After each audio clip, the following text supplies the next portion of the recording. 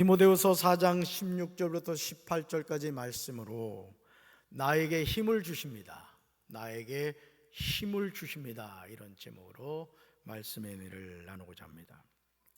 하나님이 주신 사명을 감당할 때 하나님은 우리에게 동역자를 붙여 주십니다. 그러므로 우리가 어떤 동역자와 하나님이 주신 사명을 감당하느냐는 중요합니다. 어떤 동역자와 하나님이 주신 사명을 감당하느냐. 하나님은 우리가 합력하여 사명을 잘 감당하기를 원하십니다. 마치 오늘 강 목사님이 찬양 인도를 할 때 담비가 키보드를 하고 우리 최성진 전사님이 드럼을 치셨단 말이에요. 그리고 연로하신 우리 두 분의 권사님이 양쪽에서 우리 선영이하고 같이 찬양을 불렀단 말이죠. 만약에 강 목사님 혼자서 찬양을 불렀다면 얼마나 외롭겠어요. 그러나 함께 드럼을 치고 키보드를 치고 함께 찬양을 하니까 아름다운 하모니를 이룰 수 있었던 거죠. 하나님은 우리가 합력하여 사명을 잘 감당하기를 원하십니다. 그러나 사명을 감당해가는 여정은 단기간에 일어나는 일이 아닙니다. 어떻게 보면 우리 생애 전체를 통하여 감당해야 하는 긴 여정이에요. 사명은 단기 코스가 아니라는 거죠. 마치 마라톤처럼. 아니, 우리가 이 세상에 살아있는 동안 우리는 영원한 사명자로 사는 거예요. 따라서 나는 하나님의 사명자입니다. 그러기에 수많은 사람들이 사명의 자리에 들어섰다가 인내하지 못하고 그 자리를 떠나버립니다. 아유, 나 못하겠어. 하나님 주신 사명인데 그 사명의 자리를 떠나 세상을 향해 나가는 경우가 많다는 거죠. 디모데후서 4장 3절과 4절에서 바울은 앞으로 있을 일에 관하여 전하고 있어요. 우리 세 번역으로 말씀 읽습니다. 때가 이르면 사람들이 건전한 교훈을 받으려 하지 않고 귀를 즐겁게 하는 말을 들으려고 자기네 욕심에 맞추어 스승을 모아드릴 것입니다. 그들은 진리를 듣지 않고 꾸민 이야기에 귀를 기울일 것입니다. 아멘. 사랑하는 성도 여러분, 바울이 말하는 때가 이미 우리 삶에 그대로 다가왔음을 알아야 돼요. 우리가 사는 세상이 어떤 세상입니까? 사람들이 건전한 교훈을 받으려고 하질 않아요. 귀를 즐겁게 하는 말을 들으려고 자기네 욕심에 맞추어 스승을 모아 드립니다. 그들은 진리를 듣지 않고 꾸민 이야기에 귀를 기울입니다. 이런 세상에서 하나님의 말씀을 붙잡고 사는 것은 어려운 일이에요.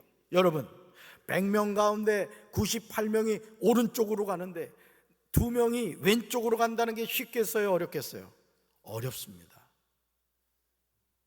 그래서 우리가 믿음이 있다고 하지만 세상 풍조를 자꾸 따라가는 거예요. 육신의 정욕, 안목의 정욕, 이생의 자랑을 따라가게 되는 거야. 왜? 사람들이 다 그 길로 가니까. 그러니까 우리가 영적으로 깨어있지 않으면, 이 믿음의 결단이 없으면 우리도 똑같이 세상 사람들 같은 세속적인 가치관을 가지고 살아갈 수밖에 없다는 것이죠. 그러므로 예수님은 우리에게 아주 중요한 사실을 분명하게 말씀하셨어요.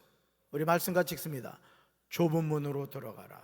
멸망으로 인도하는 문은 크고 그 길이 넓어 그리로 들어가는 자가 많고 생명으로 인도하는 문은 좁고 길이 협착하여 찾는 자가 적음이라. 아멘. 이 암송하셔야 될 말씀이에요, 여러분들. 예수님이 믿음의 선한 싸움에서 승리하기를 원하는 그리스도를 향하여 하시는 말씀의 핵심은 뭐예요? 따라합시다. 좁은 문으로 들어가라. 좁은 문으로 들어가라. 믿음의 선한 싸움에서 승리하기 원하는 그리스도는 좁은 문으로 들어가야 된다는 거예요. 여기서 예수님이 말씀하시는 문은 좁은 문이에요. 좁은 문. 그러므로 예수님은 이 말씀을 하신 후에 제자들에게 두 종류의 문에 관하여 말씀하세요. 첫째, 따라합시다. 멸망으로 인도하는 문. 무슨 문이라고요? 멸망으로 인도하는 문. 둘째, 따라합시다. 생명으로 인도하는 문. 무슨 문이라고요? 첫 번째는 뭐고요?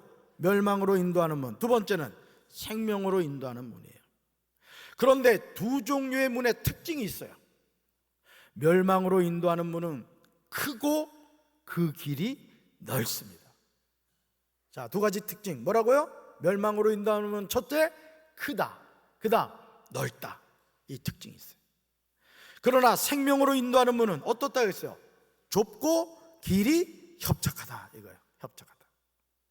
사랑하는 성도 여러분, 여러분이라면 이 두 종류의 문 가운데 어느 문을 선택하시겠습니까? 우리가 대답하기 전에 예수님이 직접 대답해 주셨어요. 말씀 같이 읽습니다. 멸망으로 입구하는 문은 넓고 그 길이 널찍하여서 그리로 들어가는 사람이 많다. 생명으로 이끄는 문은 너무나도 좁고 그 길이 비좁아서 그것을 찾는 사람이 적다. 아멘. 이게 누구 말씀이라고요? 예수님 말씀이에요. 문이 넓고 그 길이 널찍하여 그리로 들어가는 사람이 많습니다. 그런데 이 문이 어떤 문이라고요? 멸망으로 인도하는 문이란 말이에요. 정말 충격적이지 않습니까? 문이 너무나도 좁고 그 길이 좁아서 그것을 찾는 사람이 적습니다. 그런데 이 문이 어떤 문이라고요? 정말 놀랍게도 이 문이 생명으로 인도하는 문이라는 거예요. 신앙생활을 하면서 제일 불쌍한 사람이 누굽니까?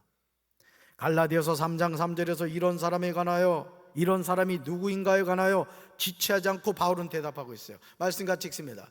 너희가 이같이 어리석으냐? 성령으로 시작하였다가 이제는 육체로 마치겠느냐? 아멘.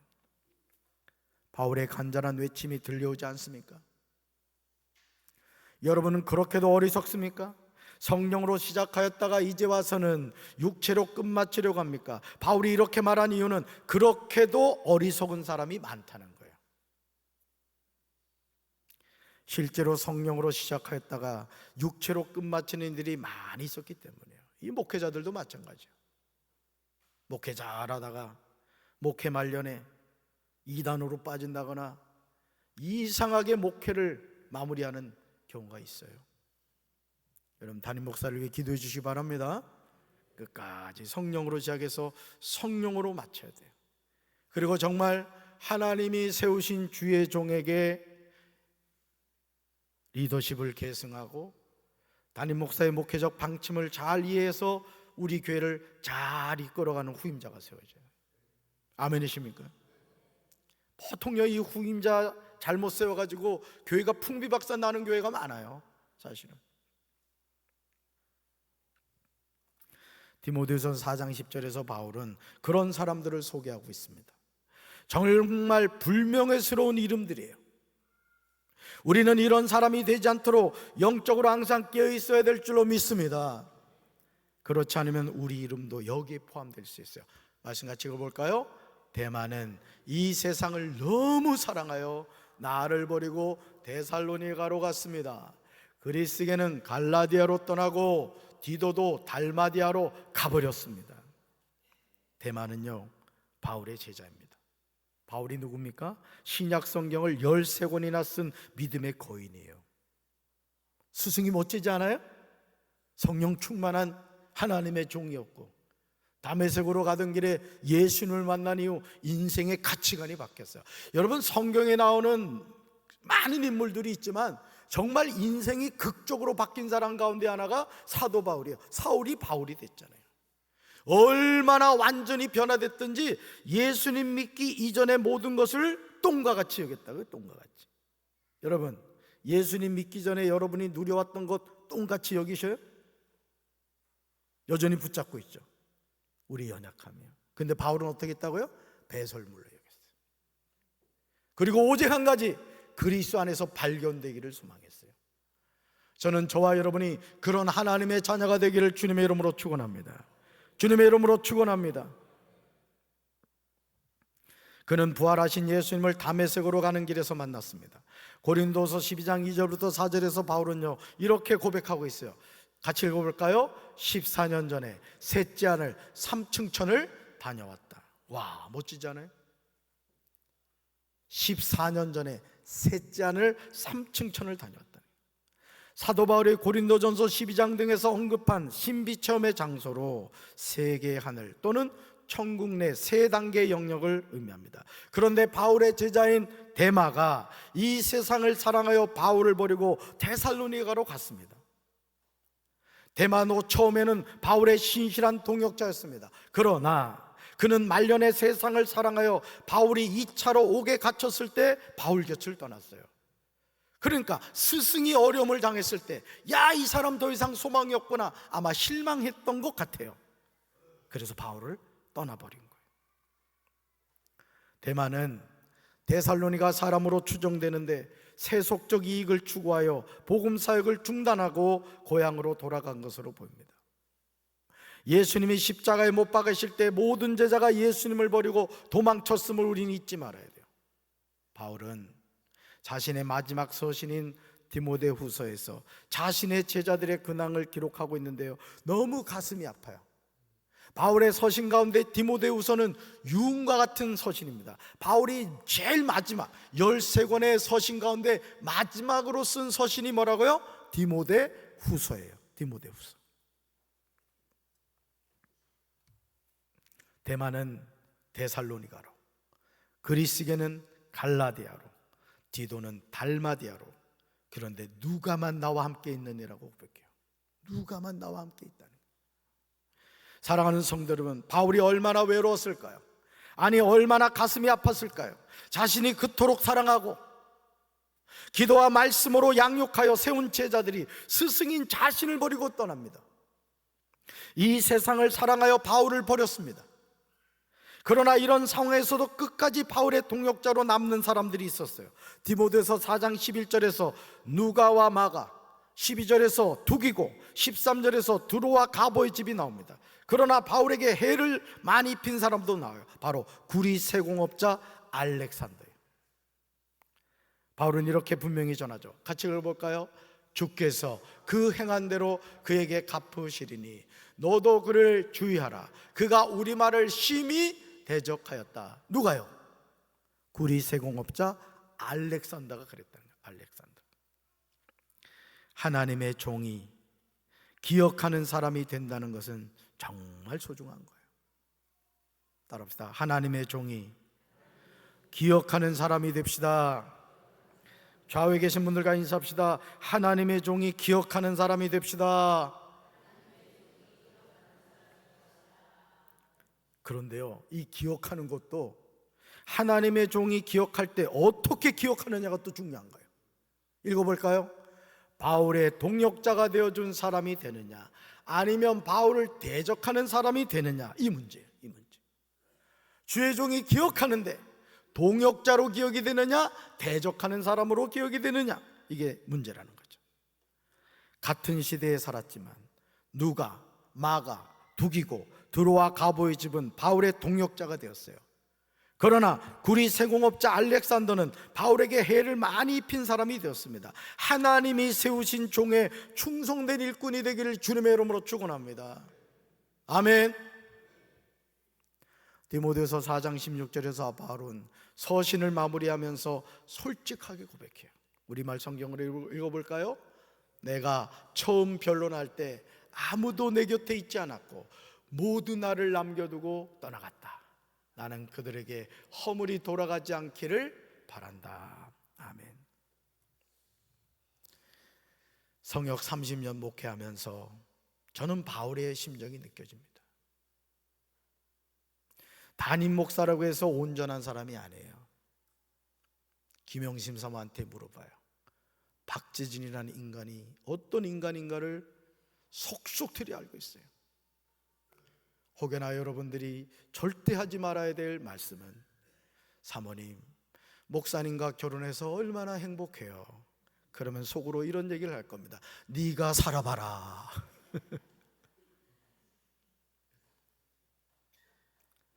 여러분, 담임 목사라고 해서 온전한 사람이 아니에요.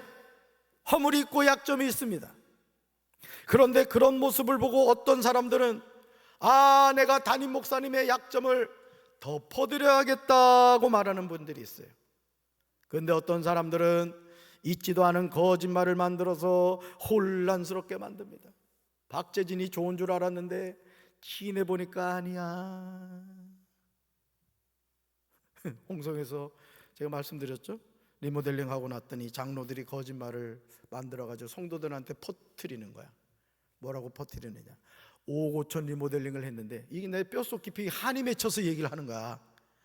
5억 5천 리모델링을 했는데 업자들한테 제가 2억을 받아가지고, 제가 이래봬도 아파트가 4채가 있는 사람이요, 혹시 아파트 없는 분 얘기해. 내포에 한 채, 대전에 한 채, 천안에 한 채, 세종에 한 채. 야, 부자죠? 아파트 없는 분 얘기하세요. 아낌없이 드릴 테니까. 여러분, 어떻게 이런 거짓말을 합니까? 5억 5천 리모델링 해가지고 제가 업자한테 2억을 받으면 그 업자들은 손가락 빱니까?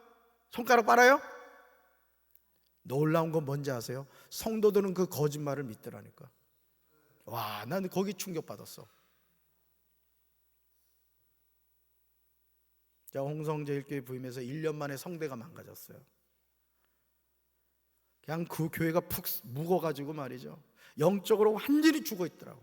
그래서 그 교회 기도를 살리겠다고 그냥 얼마나 부르짖었는지 1년 만에, 정확하게 1년 만에 성대 용종 수술을 받았어요. 2달 동안 말을 못했어요. 제가 2월 달에 제가 수술을 하고 7월부터 리모델링을 했습니다. 그래서 1월에 마쳤어요. 우리는 그래도 비전센터가 있어가지고 여기 리모델링 할 때 우리 비전센터 예배 드렸잖아요. 우리 교회 좋은 교회입니다. 거긴 그런 공간이 없어가지고 매주마다 대청소했어. 우리 김영심 사모하고 그렇게 고생해서 교회를 아름답게 리모델링을 해놨더니 그런 악한 거짓말을 하더라고.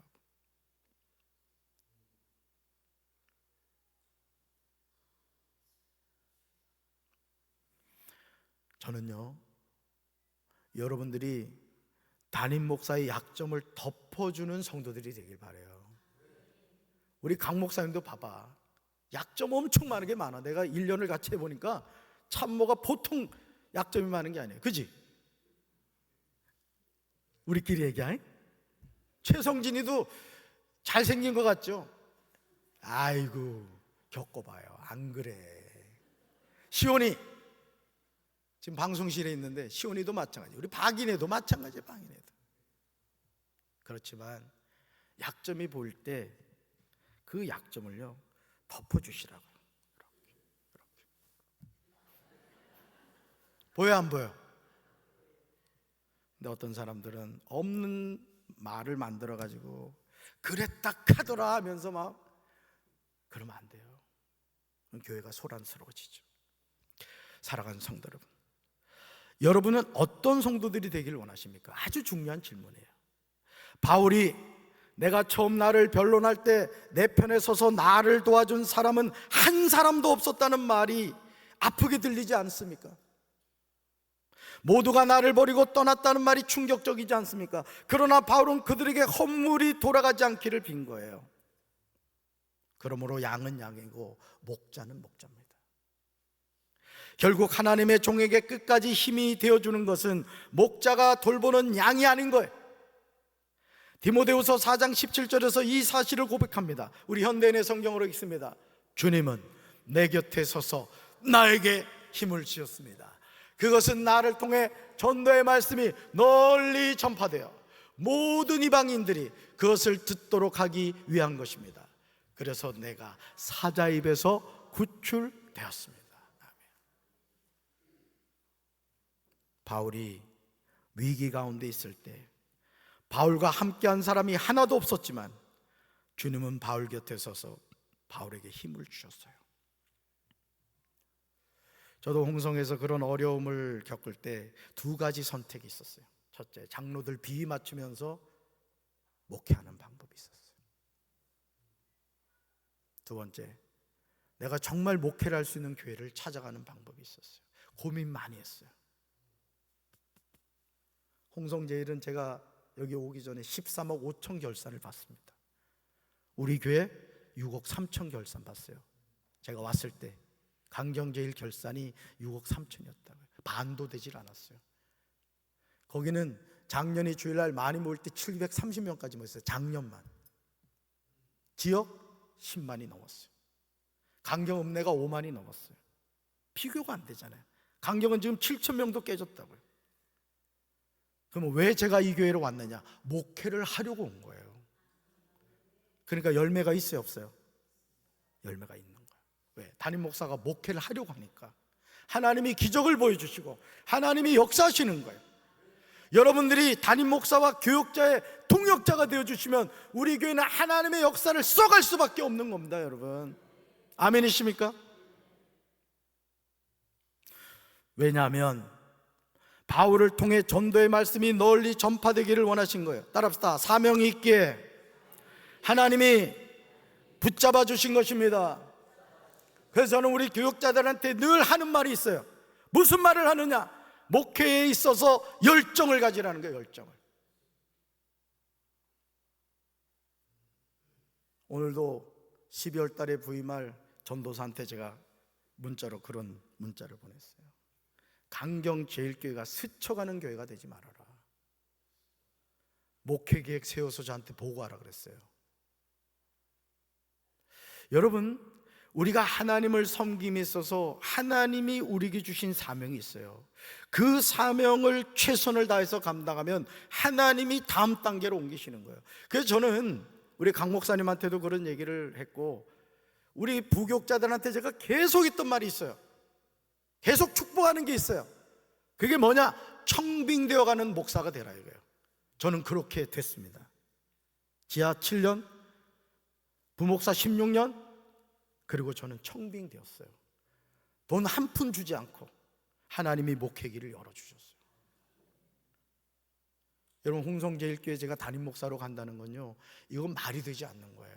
목회 현장에서 우리 목회하는 자녀를 둔 부모님들은 다 아실 거야. 근데 하나님이 때가 되니까 길을 열어주시더라고요. 혹여나 목회하는 자녀를 두신 우리 부모님들, 지금 내 자녀가 막히는 것 같고 안 되는 것 같고 억울하고 속상한 일을 당하는 것 같아도 절대 낙심하지 마시고 인내하고 기도하시면 돼요. 하나님이 반드시 열어주세요. 저를 보면 아시잖아요. 저는 이걸 분명히 얘기할 수 있어요. 저희가 그런 과정을 왔기 때문에. 디모데후서 4장 18절에서 바울은 주님이 자신을 해하려는 모든 사악한 사람들의 악한 계획으로부터 보호해 주셨다고 고백해요. 말씀 같이 읽습니다. 주님께서 나를 모든 악한 일에서 건져내시고 또 구원하셔서 그분의 하늘나라에 들어가게 해주실 것입니다. 그분께 영광이 영원무궁하도록 있기를 빕니다. 아멘. 이 유언과 같은 말이에요. 지금 주님께서 나를 모든 악한 일에서 뭐 해주시고 건져주시고 또 뭐 하셔서 구원하셔서 그분의 어디에? 하늘나라에 뭐하게 해주실 것이다. 들어가게 해주신다는 마지막 서신이에요. 디모데후서가 유언과 같은 말씀이라고요. 그러므로 하나님의 부르심을 받은 사명자는 누군가가 이 세상을 사랑하여 나를 버리고 가더라도 낙심하지 말아야 돼요. 사명을 감당할 때 나와 함께한 사람이 하나도 없고 다 나를 버려도 절망하지 말아야 돼요. 왜냐하면 주님께서 내 곁에 서서 나에게 힘을 주시기 때문인 줄로 믿습니다. 읽어볼까요? 주께서 나를 모든 악한 일에서 건져내시고 그의 천국에 들어가도록 구원하십니다. 한 번 더요. 주께서 나를 모든 악한 일에서 건져내시고 그의 천국에 들어가도록 구원하십니다. 아멘. 이 주님이 누구 주님? 나의 주님, 나의 구원자, 나의 메시아, 나의 그리스도, 나의 목자 예수 그리스도인 줄로 믿습니다. 하나님 주신 사명 끝까지 잘 감당하셔서 주의 종의 기억함이 되는 성도, 정말 담임 목사가 고민하고 생각할 때 이 장로님이 계시지, 이 권사님이, 이 집사님이, 이 성도님이 계시지, 그런 분이 되시길 바라요. 그래서 담임 목사가 전화해가지고 여러분들의 도움을 구하고 함께 하나님의 일을 이루어가는 그런 동역자로 쓰임받게 되기를 주님의 이름으로 축원합니다. 가슴에 손 얹겠습니다. 사랑의 주님, 디모데후서는 바울의 유언과 같은 말씀입니다. 이제 사역을 마무리하는 단계에서 바울은 고백합니다. 모두가 나를 버리고 내 주변에 아무도 없다고 이야기합니다. 오늘 우리가 사명을 감당하다 보면 때로는 혼자 남을 때가 있습니다. 그때 낙심하지 않게 도와주시고 주께서 내 곁에 서서 나에게 힘을 주신다는 사실을 믿고 사람을 바라보는 것이 아니라 살아계신 하나님을 바라봄으로 나에게 주어진 사명을 믿음으로 잘 감당하게 도와주시옵소서.